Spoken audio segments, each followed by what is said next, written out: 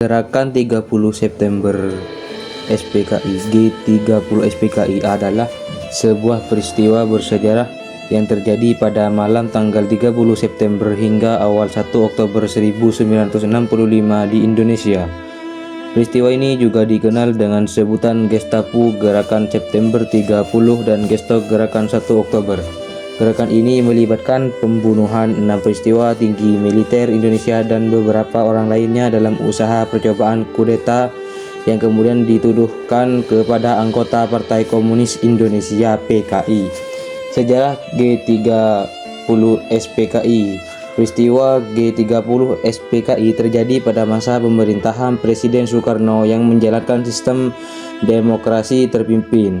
PKI sebagai partai Stalinis terbesar di luar Tiongkok dan Uni Soviet memiliki jumlah anggota yang sangat besar. Selain itu, PKI juga mengontrol gerakan Serikat Buruh dan gerakan petani di Indonesia. PKI memiliki lebih dari 20 juta anggota dan pendukung yang terbesar di seluruh daerah. Pada bulan Juli 1959, parlemen dibubarkan dan Soekarno menetapkan konstitusi di bawah dekret presiden dengan dukungan penuh dari PKI. Soekarno juga memperkuat angkatan bersenjata dengan mengangkat para jenderal militer ke posisi yang penting. PKI menyambut baik sistem demokrasi terpimpin dan percaya bahwa mereka memiliki mandat untuk berkonsepsi dalam analis aliansi konsepsi nasionalis agama dan komunis (NASAKOM). Namun kolaborasi antara kepemimpinan PKI dan kaum berjolis nasional dalam menekan gerakan independen kaum buruh dan petani tidak berhasil memecahkan masalah politik dan ekonomi yang mendesak. Masalah ekonomi seperti penurunan pendapatan ekspor, penurunan cadangan devisa, inflasi yang tinggi, dan korupsi birokrat dan militer menjadi semakin merajalela. PKI juga menguasai banyak organisasi massa yang dibentuk oleh Soekarno untuk memperkuat dukungan bagi rezim demokrasi terpimpin dengan persetujuan Soekarno. PKI memulai kampanye untuk membentuk angkatan kelima yang terdiri dari pendukung bersenjata mereka, namun para petinggi militer menentang hal ini. Dari tahun 1963, kepemimpinan PKI berusaha menghindar berontakan antara aktivitas massanya dengan polisi dan militer. Mereka berupaya menjaga kepentingan bersama antara polisi dan rakyat. Pimpinan PKI DNID mengakhiri slogan untuk ketentraman umum bantu polisi. Pada bulan Agustus 1964, Aidit mengimbau semua anggota PKI untuk menjaga hubungan yang baik dengan angkatan bersenjata dan mengajak para pengarang dan seniman sayap kiri untuk membuat karya-karya yang mendukung massa sementara.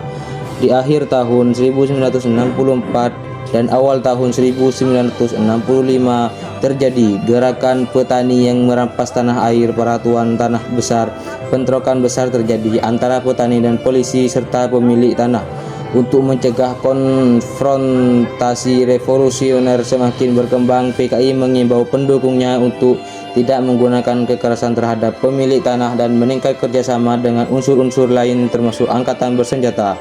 Pada awal tahun 1965, para buruh mulai menyita perusahaan-perusahaan karet dan minyak milik Amerika Serikat. PKI menjawab dengan memasuki pemerintah secara resmi. Pada saat yang sama, para jenderal militer juga dapat anggota kabinet materi PKI duduk di sebelah petinggi militer dalam kabinet Soekarno dan terus mendorong citra bahwa angkatan bersenjata adalah bagian revolusi demokratis rakyat. Tujuan G30 SPKI Gerakan 30 September PKI memiliki tujuan yang menjadi perdebatan dan interpretasi berbeda. Namun beberapa tujuan yang dihubungkan dengan gerakan ini adalah: 1. Pengambilalihan kekuasaan. Tujuan utama gerakan ini diyakini adalah untuk mengambil alih kekuasaan pemerintah di Indonesia. Anggota gerakan ini yang diduga terhubung dengan PKI berupa melalui tindakan kudeta untuk merubah tata kelola politik negara sesuai dengan pemandangan ideologi mereka. 2. Mendukung agenda komunis. PKI adalah partai komunis yang memiliki pandangan sosialis dan komunis. Salah satu tujuan gerakan ini mungkin adalah menggeser politik nasional ke arah yang lebih sesuai dengan pandangan PKI yang mencakup redistribusi kekayaan, reforma agraria, dan penghapusan kapitalisme. 3. Menghapus pengaruh militer. Gerakan ini juga mungkin bertujuan untuk melemahkan pengaruh militer dan dalam politik Indonesia.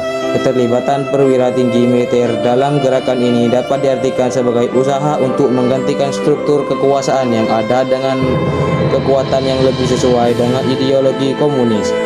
4. Menghapus faksi tertentu.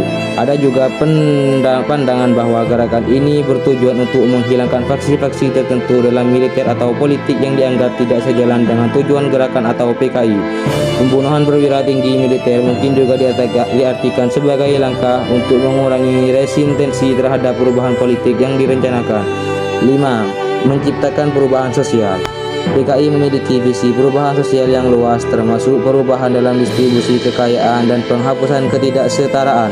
Gerakan ini mungkin bertujuan untuk mendorong perubahan sosial melalui pengambil alihan kekuasaan dan implementasi kebijakan komunis. Perwira yang gugur. Dalam peristiwa gerakan 30 September PKI, 7 perwira tinggi militer Indonesia tewas sebagai hasil dari serangan yang terjadi. Para perwira yang gugur adalah: 1. Letnan Jenderal Anu Mirta Ahmad Yani. 2. Mayor Jenderal Raden Sueprapto. 3. Mayor Jenderal Mas Tirto Darmo Haryono. 4. Mayor Jenderal Siswondo Parman. 5. Brigadir Jenderal Donald Isak Panjaitan. 6. Brigadir Jenderal Sutoyo Siswo Diharjo. 7. Letnan Pierre Andreas. Kematian perwira-perwira ini merupakan bagian dari peristiwa tragis yang mengguncangkan Indonesia pada waktu itu dan membawa dampak yang signifikan terhadap dinamika politik dan militer di negara tersebut.